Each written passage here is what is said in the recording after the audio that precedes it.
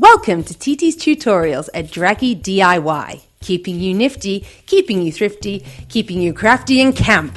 This is an absolute beginner's DIY and crafting extravaganza. Today we're going to be making a basic pillarbox hat. You don't need any particular skills for this. All you need is some cardboard, a plate, some fabric, a glue gun, elastic or ribbon, scissors, pen, a pencil, chalk, whatever you fancy, ruler and some embellishments. I'm going to be using an old cardboard box that I found lying around my house. Yes, we block by bleach because I live with lots of people. You want to take your cardboard and place it out flat, trace around the outside of your plate the size of your desired hat and cut it out nicely. Nice and circular, please. We want a nice round hat, unless you want to do a different shape. You then want to measure the outside of the brim of your hat so that you know how long you need the base of the hat to be. Approximate how high you would like your hat to be. I've gone for approximately 1.5 inches, although I'll probably cut it down. And then I want to cut out a nice long straight strip.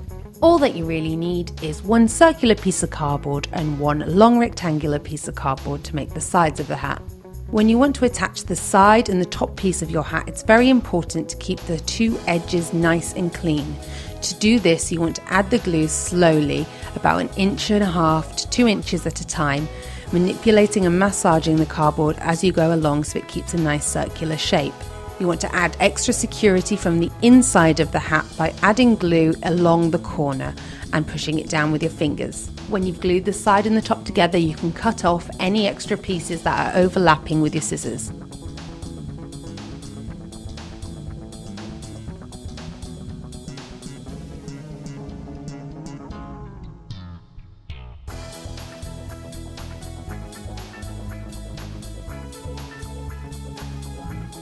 To make the fabric panel for the top of your hat, you want to trace around your hat, adding an extra 1/2 inch along the way, and then cut it out nicely.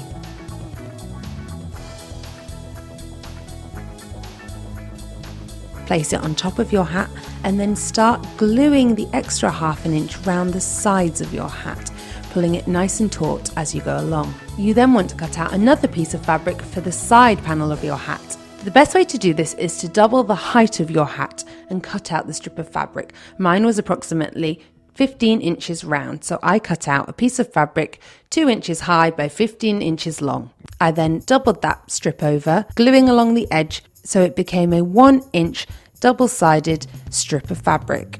I then ironed it to make sure the crease was nice and flat. This just makes the hat look a bit more finished and a bit more professional. I then started gluing this around the sides of my hat, again pulling it taut along the way so it looks nice and professional.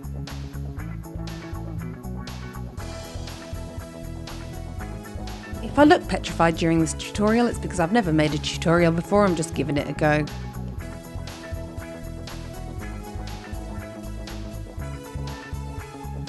I then added little holes in the sides of the hat and threaded a piece of elastic through so that I can tuck it under my hair and it stays in place.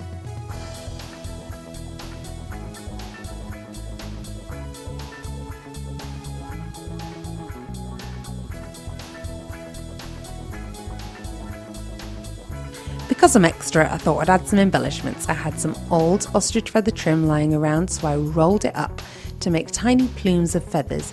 I did this by gluing along the ribbon and slowly rolling it nice and tightly, and that just makes it look all poofy and cute.